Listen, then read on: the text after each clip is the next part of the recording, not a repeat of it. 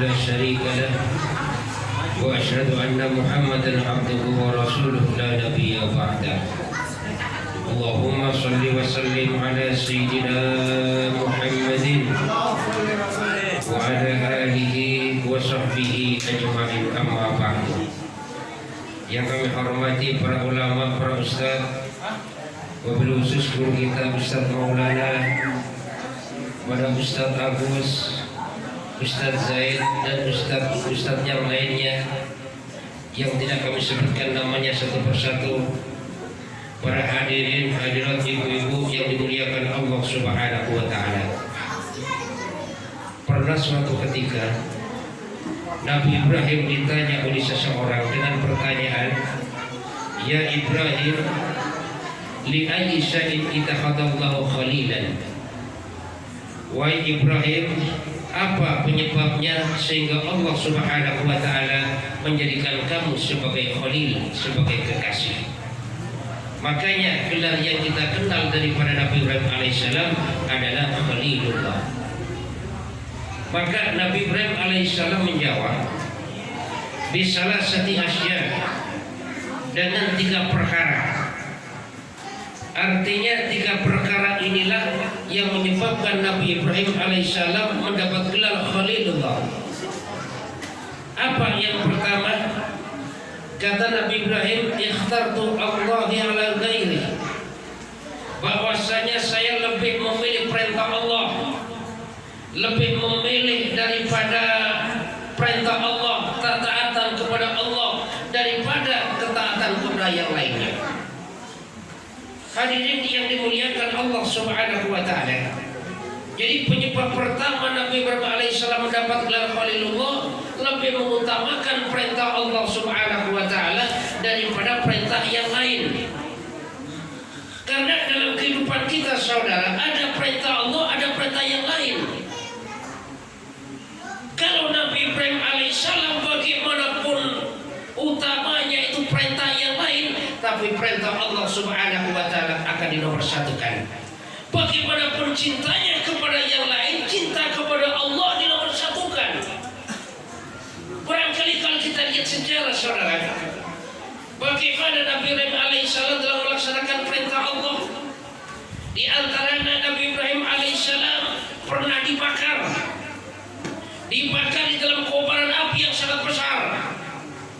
Saat dilemparkan lewat ketapel, maka pada saat itu Nabi Ibrahim melayang-layang di udara. Malaikat yang bagian hujan menawarkan bantuan, ditolak oleh Nabi Ibrahim. Malaikat yang bagian angin menawarkan bantuan, ditolak oleh Nabi Ibrahim. Apa keyakinan Nabi Ibrahim? Hasbi Allah wa ni'mal wakil. Saya hanya berserah diri kepada Allah, dan Allah Subhanahu wa taala bertanggung jawab atas keselamatan saya. Karena menolak dari perintah yang lain, dari pertolongan yang lain, maka Allah Subhanahu wa taala turun tangan sendiri, perintahkan kepada api, ya naru kuni barda wa salaman ala Ibrahim, wahai api, kamu dingin dan sejahtera bersama Ibrahim. Maka dalam kobaran api yang sangat besar, selama 40 hari 40 malam, Nabi Ibrahim merasakan kenikmatan, merasakan kedamaian. Waktunya makan datang, manna wa salwa yang langsung dikirim dari surga oleh Allah Subhanahu wa taala. Hadirin yang dimuliakan Allah Subhanahu wa taala, ini merupakan satu pengorbanan daripada Nabi Ibrahim untuk perintah Allah Subhanahu wa taala. Yang kedua, bentuk daripada pengorbanan Ibrahim alaihissalam di antaranya adalah Nabi Ibrahim alaihissalam rela meninggalkan anak dan istrinya. Bukan di kota, Pak. Di mana? Di lembah Bakah. Suatu lembah yang pada saat itu tidak ada tanda-tanda kehidupan sama sekali. Tetangga nggak ada, toko nggak ada, saudara nggak ada. Ditinggalkan anak istrinya semata-mata melaksanakan daripada perintah Allah Subhanahu wa taala. Berapa lama? Yang pertama 9 tahun. 9 tahun ditinggalkan anak istrinya, sampai akhirnya dalam sejarah pada saat itu perbekalan sudah habis dihajar. Nabi Ismail nangis susu sudah kering, makanan nggak ada, minuman nggak ada, wajar yang namanya anak kecil nangis dan luar biasa. Yang namanya naluri seorang ibu melihat anak nangis itu usahanya berbagai macam. Siti Hajar berusaha. Bagaimana usahanya? Naik ke bukit Sofa. Dilihat 4 penjuru, barangkali kiri kanan depan belakang. Lihat kafilah atau pedagang yang lewat mau minta pertolongan, gak ada yang lewat pada saat itu. Kemudian lari ke Bukit Marwah. Lihat 4 penjuru, gak ada pertolongan saat itu. Sampai akhirnya saudara, yaitu bolak-balik 7 kali Sofa Marwah. Bukan anak kita. Ya barangkali kalau Ismail zaman sekarang, anak zaman sekarang, sama bapaknya bilang, nak semalam saya mimpi nak suruh potong kamu nak, bisa-bisa dipotong duluan itu bapaknya. Apa jawaban daripada Nabi Ismail alaihissalam? Ya abati fa'al ma tu'mar, satajidun insyaallah minas sabirin Pak. Kalau itu perintah Allah Pak, laksanakan Pak. Udah potong saja saya. Doakan mudah-mudahan saya termasuk golongan daripada orang-orang yang sabar. Jawaban anak yang soleh. Hadirin yang dimuliakan Allah Subhanahu wa taala, Nabi Ismail saudara menjadi anak soleh ini karena bapaknya soleh duluan.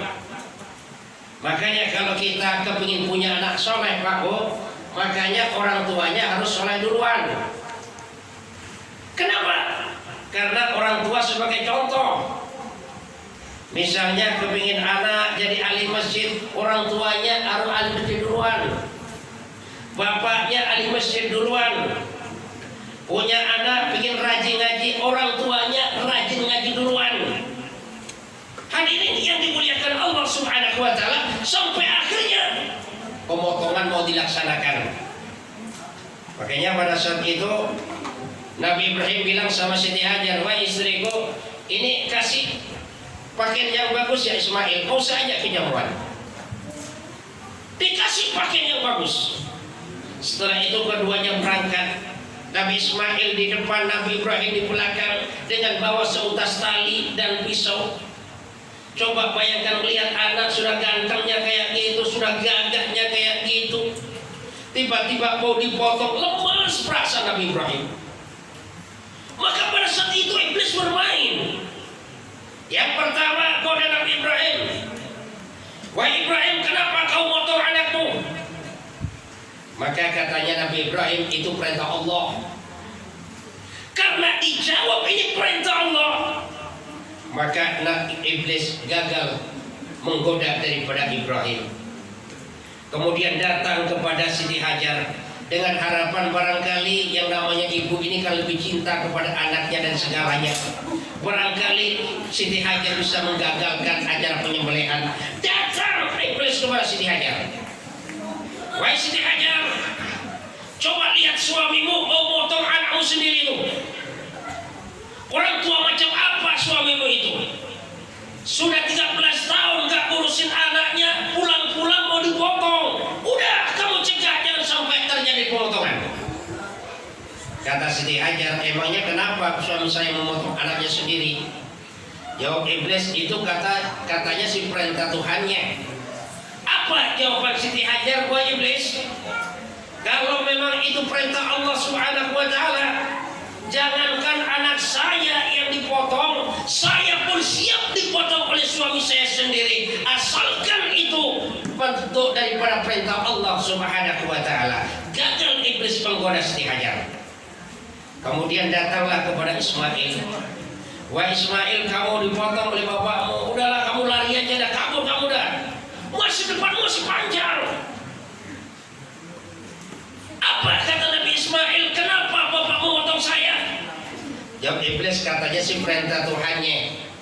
Giliran iblis mau ngomong lagi, disambutlah oleh Nabi Ismail dengan kerikil, maka mengenai mata kiri daripada iblis laknatullah alaih. Gagal iblis menggoda daripada keluarga Ibrahim alaihissalam. Maka dilaksanakanlah penyembelihan. Sebelum disembelih, Nabi Ismail pesan, "Wahai Pak, kalau Bapak mau menyembelih saya Pak, tolong tengkurupkan wajah saya ke bumi Pak. Bapak jangan sampai lihat wajah saya. Kalau sampai Bapak lihat wajah saya, maka Bapak nanti timbul rasa kasihan. Kalau sampai Bapak kasihan kepada saya, maka kita gagal Pak melaksanakan daripada perintah Allah. Dan tolong Pak ikat tangan saya, jangan sampai saya nanti berontak karena kesakitan dan Bapak pun akan kewalahan.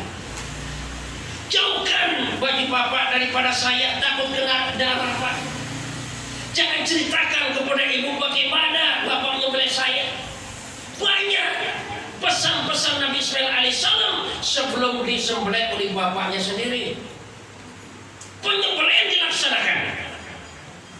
Nabi Ismail sudah dipalingkan, kemudian pisau sudah di leher, ditekan itu kuat-kuat itu pisau, tapi sedikit pun gak tergores daripada leher Nabi Ismail. Kata Nabi Ismail, "Pak, sudahlah Bapak jangan ragu Pak. Tekan yang kuat Pak, potong leher saya Pak. Bapak jangan sayang kepada saya Pak, ini perintah Allah. Kalau sampai Bapak ini ragu, Bapak sayang kepada saya, berarti kita telah gagal melaksanakan daripada yang namanya perintah Allah. Lepaskan kecintaan Pak, cinta kepada Allah Subhanahu wa Ta'ala." Maka ditekan terus itu pisau, ternyata tidak tergores.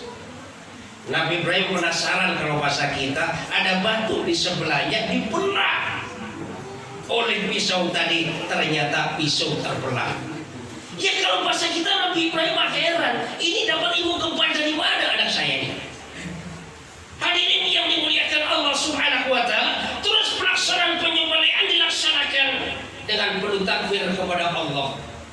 Coba bayangkan saudara, gimana perasaan seorang bapak menyembelih anaknya sendiri dengan takbir kepada Allah, Allahu Akbar, Allahu Akbar, Allahu Akbar, terus melantungkan takbir sepanjang penyembelihan. Tapi sedikit pun saudara, leher Nabi Ismail tidak tergores. Sampai akhirnya merasakan ada leher yang terputus, merasakan darah muncrat kemana-mana. Bisa kita bayangkan bagaimana rasanya seorang bapak merasakan ada leher yang putus, udah darah muncrat kemana-mana, sedangkan Adi itu adalah anak satu-satunya. Tapi karena cintanya kepada Allah Subhanahu wa Ta'ala, maka tetap Nabi Ibrahim melaksanakan Allahu Akbar, Allahu Akbar, Allahu Akbar. Tiba-tiba sebelah kanan ada menjawab La ilaha illallah wallahu akbar. Sebelah kiri ada bocah menjawab Allahu Akbar walillahil hamd. Giliran dibuka mata Nabi Ibrahim, ternyata yang terpotong adalah domba yang dibawa dari surganya Allah Subhanahu wa Ta'ala. Nabi Ibrahim cinta kepada anaknya, Nabi Ibrahim cinta kepada keluarganya, tapi Nabi Ibrahim jauh lebih cinta kepada Allah Subhanahu wa Ta'ala. Hadirin yang dimuliakan Allah Subhanahu wa Ta'ala, cinta datang dengan pengorbanan. Cinta tidak akan datang tanpa pengorbanan. Bagaimana korbannya Nabi Ibrahim alaihissalam, itulah mendatangkan cinta kepada Allah. Kalau kita ingin cinta kepada Allah, kita korban untuk Allah. Ini contoh. Kan biasanya Pak malam minggu ini, apalagi anak-anak muda ya, itu kan sukanya nongkrong tuh. Nongkrong di pinggir jalan, kadang-kadang sambil main HP, main game. Ada yang berantem, ada yang pura-pura mabuk, macam-macam. Tapi kesenangan yang semacam itu dikorbankan. Korbankan untuk apa? Datang ke majelis, membaca sholawat, membaca tahlil, mendengarkan majelis taklim. Ini adalah bentuk daripada pengorbanan. Maka pengorbanan yang semacam inilah yang akan mendatangkan cinta kepada Allah Subhanahu wa Ta'ala. Maka mudah-mudahan pengorbanan kita saat ini diterima oleh Allah Subhanahu wa Ta'ala dan dijadikan sebagai kekasih Allah Subhanahu wa Ta'ala. Yang kedua, jawab Nabi Ibrahim alaihissalam, wa mahtamamtu ala ma taqaffalallahu milik, bahwasanya saya tidak pernah khawatir dengan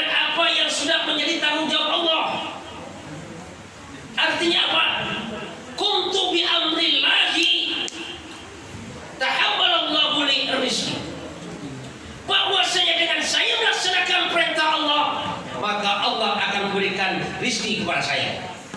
Artinya apa? Nabi Ibrahim gak pernah risau dengan kehidupannya yang sudah menjadi tanggung jawab Allah. Apa tanggung jawab Allah dalam kehidupan kita? Yaitu rizki sudah menjadi tanggung jawab Allah. Rizki ditanggung oleh Allah. Baik itu yang berupa makanan ditanggung oleh Allah. Makanya dalam kehidupan kita ini ada yang namanya keperluan, ada yang namanya keinginan. Keperluan ditanggung oleh Allah. Apa keperluan manusia ini? Ya gak jauh daripada yang namanya sandang, pangan, papan. Sandang semiskin-miskinnya orang, pakaian punya. Pangan walaupun udah di PHK 5 tahun gak kerja, waktunya makan. Dari mana? Allah yang atur. Yang namanya papan walaupun kontrak punya. Siapa? Allah yang atur. Tapi kalau yang namanya keinginan kadang-kadang tidak dipenuhi oleh Allah. Kenapa? Keinginan kita kan macam-macam. Ada yang pingin beli sawah, padahal nggak bisa tani ya. Ada yang pingin beli helikopter. Ada yang pingin beli bis sampai 10 misalnya kan. Berbagai macam keinginan kita wajar nggak dipenuhi oleh Allah. Kenapa? Ya karena Allah lihat kalau sampai ini saya kasih bahaya nanti.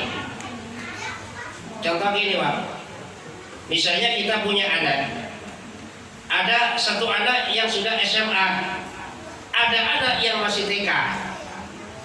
Anak yang sudah SMA minta uang, Pak, saya minta uang 5 juta Pak. Kenapa? Anak untuk biaya sekolah dikasih oleh kita.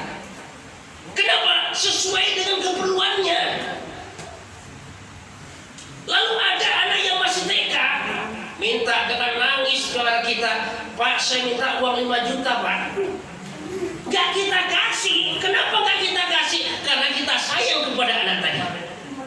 Coba Pak bisa bayangin, anak masih TK kita bawain uang 5 juta.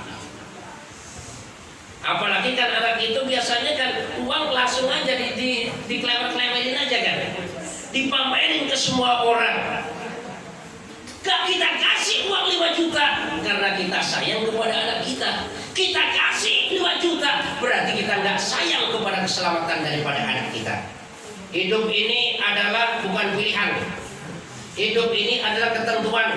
Ketentuan siapa? Ketentuan Allah. Kalau hidup ini pilihan, maka semuanya akan milih jadi orang kaya. Pokoknya pilihannya, pokoknya saya jadi orang kaya dah. Saya pilih jadi orang ganteng.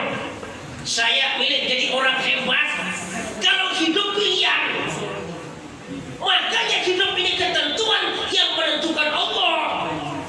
Ada yang ditakdirkan jadi orang kaya, ada yang ditakdirkan jadi orang miskin, ada yang ditakdirkan jadi orang hebat, ada yang Allah tentukan jadi orang gak hebat. Semuanya saudara, agar supaya roda kehidupan ini bisa berputar dan berjalan. Coba bayangkan kalau semuanya orang kaya, Pak, siapa yang kerja? Semuanya orang kaya, mobilnya banyak, uangnya triliunan, nyari sopir. Bapak mau nggak jadi supir saya? Dibalikin, Bapak saja yang mau jadi supir saya minta gaji berapa? Misalnya semuanya orang kaya, jadi bos semuanya, jadi karyawan. Susah jadi karyawan.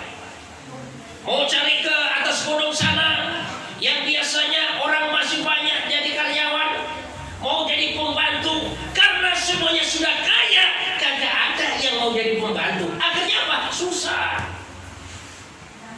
Coba deh, kalau semuanya orang kaya, Pak, gak ada yang jadi tukang sampah, susah itu. Bisa kita bayangin.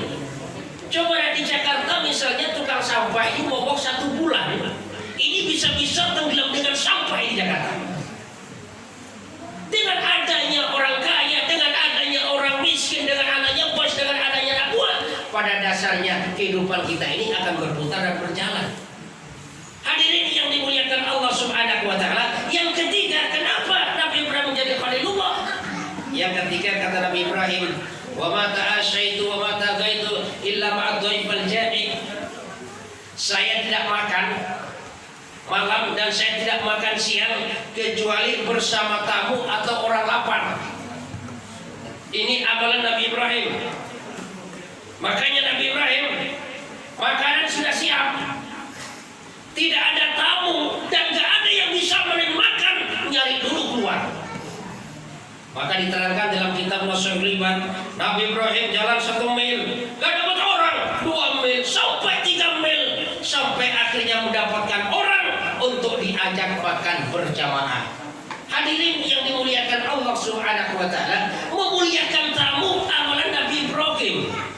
Memberi makan orang lapar, amalan Nabi Ibrahim. Memberi makan tamu, amalan Nabi Ibrahim. Makanya saudara, kalau kita ada tamu, kita jangan pelit. Apa makanan yang terbaik, kasihkan. Misalnya di kulkas apel ada, jeruk ada, anggur ada, singkong godok ada. Ada tamu. Kalau orang pelit, yang dikeluarin yang singkong rebus. Nabi Ibrahim alaihissalam yang dikeluarkan yang terbaik. Karena tamu adalah membawa rahmat, pulangnya membawa maghfirah. Apalagi sekarang Pak yang terjadi, kan kadang-kadang orang ada tamu takut sekarang.